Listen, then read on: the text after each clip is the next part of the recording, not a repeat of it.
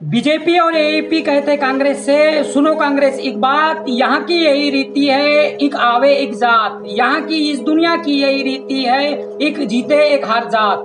नमस्कार, धर्मेंद्र बसोने नाम है हमारा और आप देखना शुरू कर चुके हैं कबीर।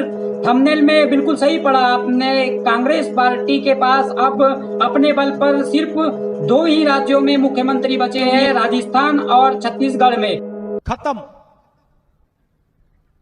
Bye bye, Tata. कांग्रेस की हालत इतनी खराब है कि लोग अब ये सवाल नहीं उठा रहे हैं कि 2024 के चुनाव में कांग्रेस पार्टी सरकार बना पाएगी या नहीं, बल्कि लोग अब इस बात पर सवाल उठा रहे हैं कि कांग्रेस पार्टी 2024 के बाद विपक्ष पार्टी के रूप में रह भी पाएगी या नहीं। तो ये कोई हैरानी की बात नहीं है कि अब बहुत से लोग ये कहने लग रहे हैं कि कांग्रेस पार्टी अपने खत्म होने के कगार में ही है। आखिर क्या हो गया है कांग्रेस पार्टी को, क्या गलतियां करी है इन्होंने, आज की इस वीडियो में यही जानने की कोशिश करेंगे। चलिए शुरू करते हैं। कांग्रेस पार्टी को बचाने का सवाल एक बहुत ही जरूरी सवाल है, क्योंकि हमें देश चलाने के लिए एक अच्छी लोकतंत्र में न सिर्फ एक मजबूत सरकार की जरूरत होती है, बल्कि एक मजबूत विपक्ष पार्टी की भी जरूरत होती है। और अगर कांग्रेस ये मजबूत विपक्ष पार्टी की भूमिका नहीं निभा सकती तो किसी और पार्टी को सामने आना पड़ेगा मजबूत विपक्ष पार्टी के रूप में। लेकिन किसी भी और पार्टी के लिए कांग्रेस के स्तर तक आने में अभी काफी समय लगेगा। तो संक्षिप्त रूप से देखा जाए तो अगले कुछ सालों के लिए तो कम से कम कांग्रेस पार्टी को ही यहाँ पर मुख्य विपक्ष पार्टी की तरह रहेगी, ज्यादा नहीं तो 2023 की राजस्थान और छत्तीसगढ़ चुनाव तक। तो मोटे मोटे तौर पर देखा जाए तो कांग्रेस पार्टी के पास सिर्फ एक साल बचा हुआ है अपनी डूबती हुई नाव को बचाने के लिए। अगर अगले साल यह पार्टी राजस्थान और छत्तीसगढ़ भी हार जाती है तो पार्टी सही मायने में पूरी तरीके से खत्म हो जाएगी।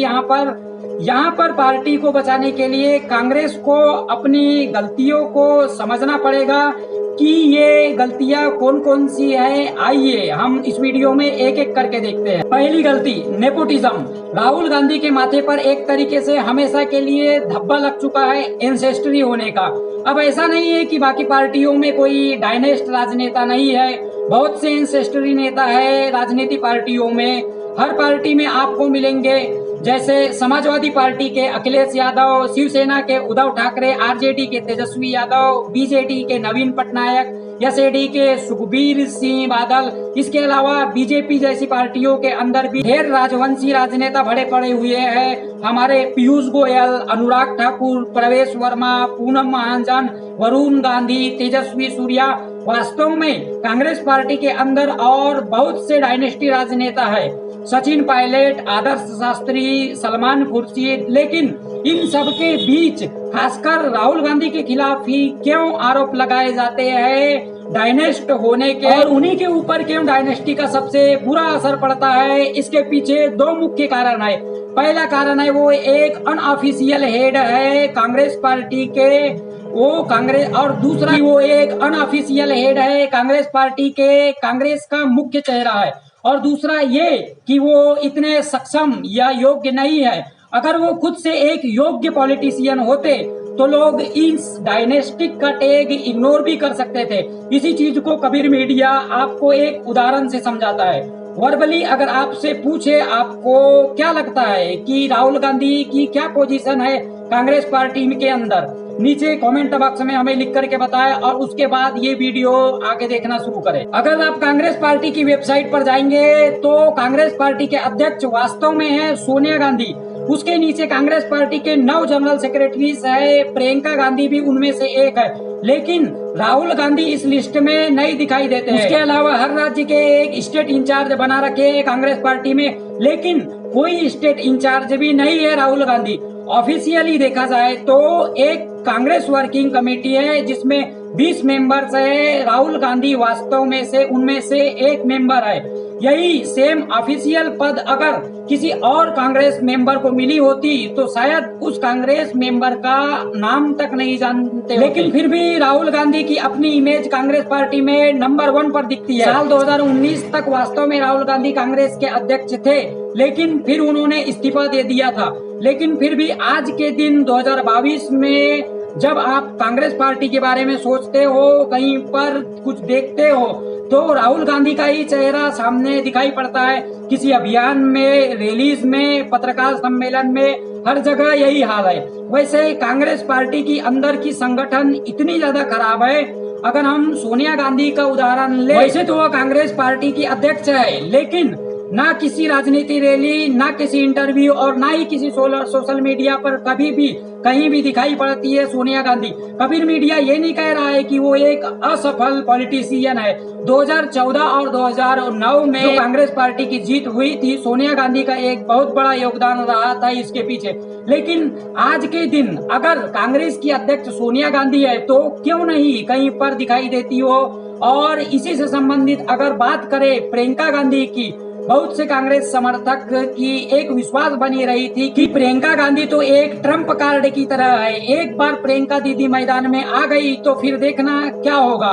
लेकिन अभी आई वो मैदान में, हमने देखा क्या हुआ। कांग्रेस को सिर्फ 2 ही सीट मिली उत्तर प्रदेश में। ये बहुत ही बेवकूफी वाली सोच है कि प्रियंका गांधी यहाँ पर आकर के एक क्रांति लाएगी कांग्रेस पार्टी के अंदर। क्यों क्रांति लेकर के आएगी, वो क्या उनमें खासियत है। जब ये सवाल पूछा जाता है तो कांग्रेस के समर्थक जवाब देते हैं कि वो इंदिरा गांधी से उनकी शकल सूरत मिलती जुलती है। बताओ जरा, अगर किसी की शकल किसी भी पॉलिटिशियन से मिलती है तो क्या ये कारण हुआ उनकी योग्यता या क्षमता का।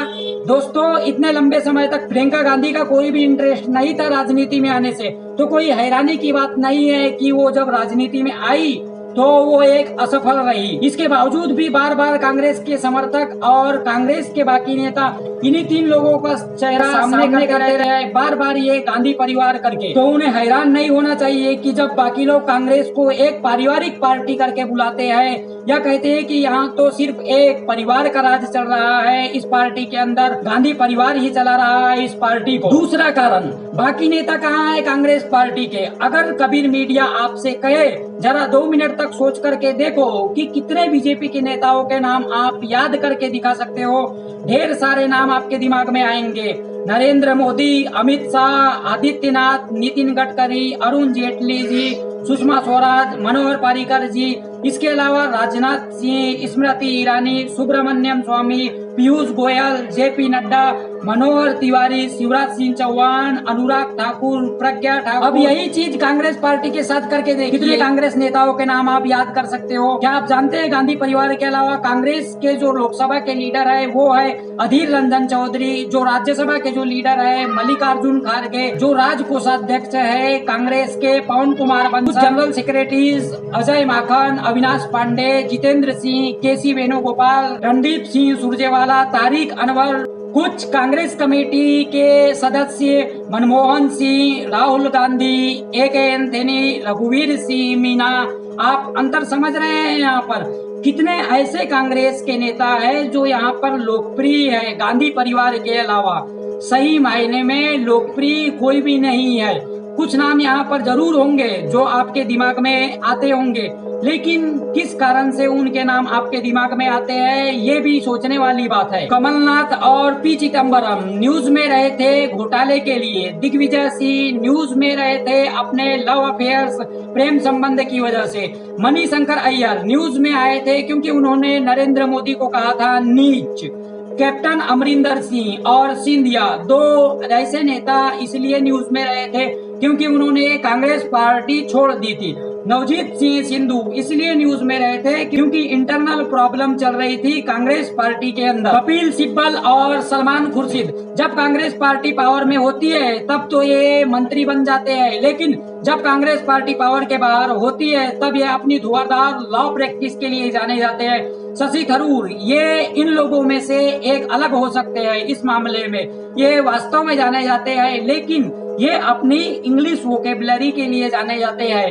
क्या ये प्रधानमंत्री उम्मीदवार बन सकते हैं? क्या इन्होंने कभी कोई फेमस राजनीति भाषण दी थी अपनी, या कोई राजनीति रैली करी थी कांग्रेस के पक्ष में? क्योंकि ज्यादातर पॉलिटिकल पार्टीज आंदोलन पर चलती है, जमीनी स्तर पर काम करने से चलती है, लेकिन ज्यादातर जो आपने अभी नाम सुने हो ये सारे ऐसे लोग हैं जो ज्यादा जमीन पर दिखाई नहीं देते हैं, इसलिए ज्यादा सोशल मीडिया में भी दिखाई नहीं देते हैं। कांग्रेस पार्टी के चेहरे के तौर पर ये जो सारे बड़े बड़े नाम लिए हैं, अभी क्या इनमें से किसी ने कोई बड़ा काम किया है कांग्रेस पार्टी के पक्ष में? कांग्रेस पार्टी को बचाने की कभी कोशिश करी है? अगर इनमें से किसी को लगा हो कि राहुल गांधी कांग्रेस पार्टी के चेहरे के रूप में सही नहीं है, तो क्या इन्होंने कोशिश करी है राहुल गांधी को हटाने की? इन सब सवालों का जवाब अधिकतर ना ही है।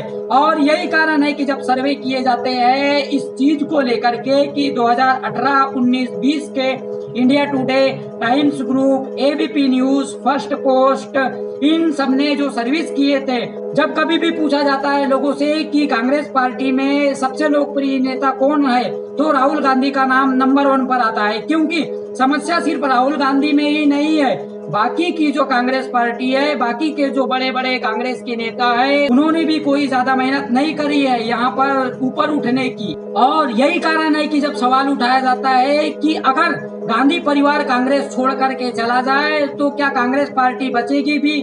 जितनी सीटें कांग्रेस पार्टी के पास में अभी है लोकसभा में, उतनी भी सीटें खत्म हो जाएगी बिना गांधी परिवार के। ये समस्या बाकी के विपक्ष वाली पार्टियों में इस हद तक नहीं है।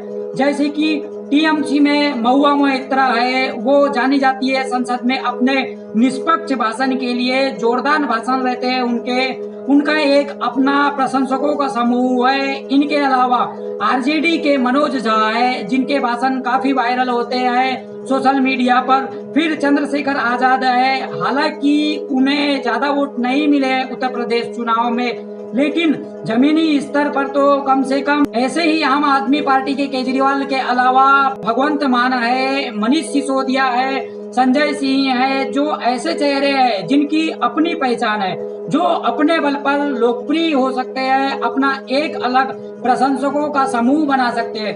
दोस्तों, आपको पता है कांग्रेस पार्टी में भी कुछ ऐसे नाम जरूर सामने आते हैं, जैसे कि कन्हैया कुमार। अभी हाल ही में इन्होंने कांग्रेस ज्वाइन की है, लेकिन यूट्यूब पर, सोशल मीडिया पर ये बहुत पॉपुलर रहे हैं, बहुत सारे लोग इन्हें जानते हैं। इसके अलावा दीपेंद्र हुड्डा और सचिन पायलट। फिर है गौरव वल्लभ, जो जनता के सामने लोकप्रिय हुए थे जब उन्होंने संबित पात्रा से पूछा था कि 5 ट्रिलियन में कितने जीरोज होते हैं, और उसके बाद से ही ये न्यूज चैनल में काफी फेमस रहे हैं डिबेट्स को लेकर के।